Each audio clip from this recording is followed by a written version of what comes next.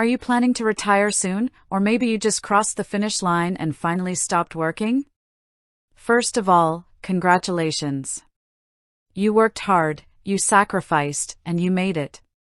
But I need you to listen to me right now, because the moves you make in the first few years of your retirement, or the years leading right up to it, will determine whether the rest of your life is filled with financial peace or absolute financial terror. I see it happen all the time. People think that the moment they stop working, the hard part is over.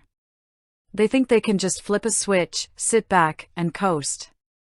But I am telling you, one wrong move right now can cost you tens of thousands, if not hundreds of thousands of dollars over your lifetime. And today, we are going to talk about exactly what not to do when you retire. No fluff, no sugarcoating. Just the cold, hard truth that you need to hear to protect your money and your peace of mind. The absolute biggest mistake I see people make, the one that makes me want to scream, is claiming your Social Security benefits the second you turn 62. I get it. You are scared. You look at the news, you hear people talking, and you are scared to death that Social Security is going to run out of money. You think, I better grab my money now before it disappears. Stop it. Do you hear me? Just stop. That fear is costing you a fortune. Let's separate fear from fact.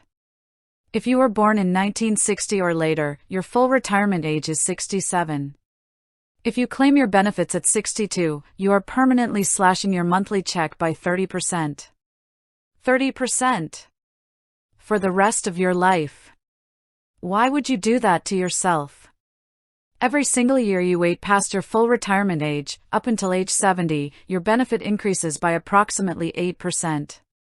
Where else on earth are you going to get a guaranteed, risk-free 8% return on your money today? You aren't.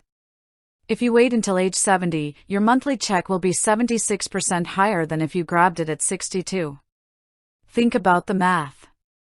If you are in decent health, retirement isn't just going to last 5 or 10 years.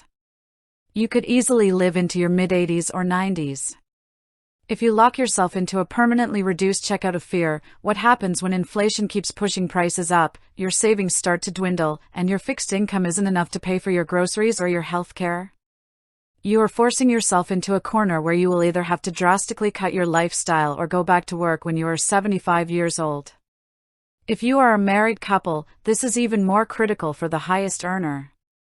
When one of you passes away, the survivor only gets to keep the larger of the two Social Security checks, the smaller one disappears. If the highest earner claims early, they are putting their surviving spouse at severe financial risk. So what do you do? If you want to stop working in your early 60s, you use what I call a bridge strategy. You tap into your traditional IRA or your 401k to live on, or you take a fun part-time job to cover your expenses, specifically so you can delay tapping Social Security. Let that Social Security benefit grow and compound. Protect your future self. Do not let fear dictate your financial destiny. That brings me to the second trap so many of you fall right into, relying on the old 4% withdrawal rule. For decades, the financial industry told you that if you withdraw 4% of your retirement nest egg in your first year of retirement and adjust that amount for inflation every year after, your money will last 30 years.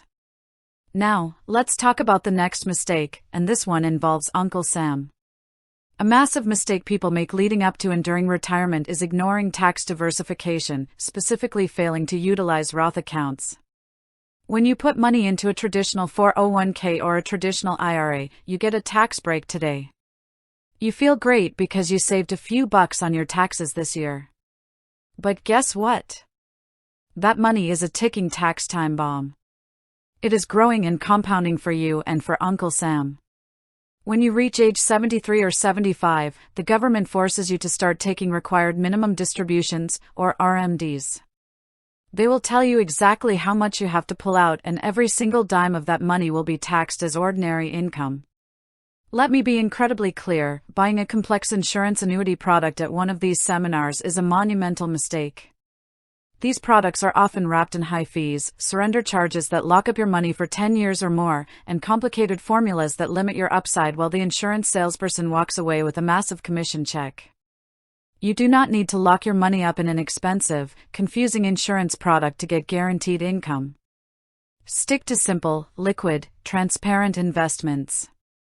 If a financial advisor tries to cold call you or pressure you into a product that takes 5 pages to explain, tell them no and hang up the phone. Finally, do not make the mistake of thinking that estate planning is only about what happens after you die. Death is the easy part to plan for, the assets just transfer. What is not easy, and what trips up families every single day, is incapacity.